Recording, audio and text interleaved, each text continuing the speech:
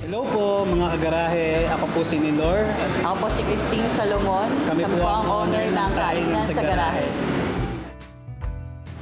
Nag-start po kami noong 2021 during pandemic sa isang maliit na garahe namin sa aming munting bahay. Unti-unti siyang nakilala ng mga Lopesenyo at dinadayo na rin po kami ng mga iba't ibang bayan.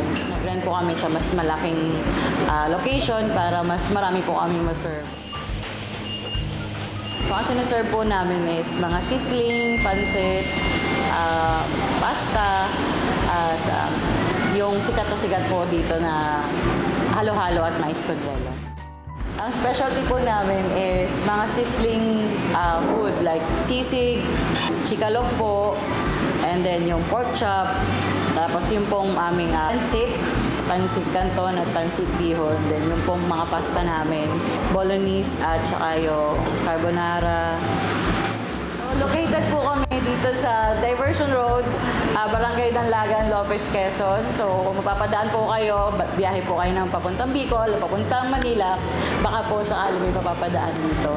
Ini-invite rin po namin kayo at inihintay po kayo ng mababait at maasikaso namin mga staff dito sa Kainan sa Garahe.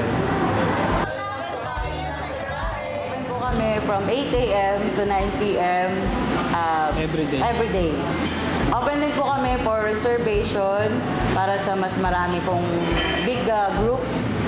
You can message us also din po sa page namin, Kainan sa Garahe Lopez.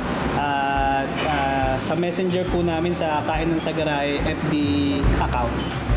Meron po kaming branch sa LCC Supermarket at meron din po kaming branch sa San Pablo, located at Xgen Plaza, Barangay San Antonio 2, San Pablo City, Laguna. Dito sa garahe, basta gutom mo, igarahe mo.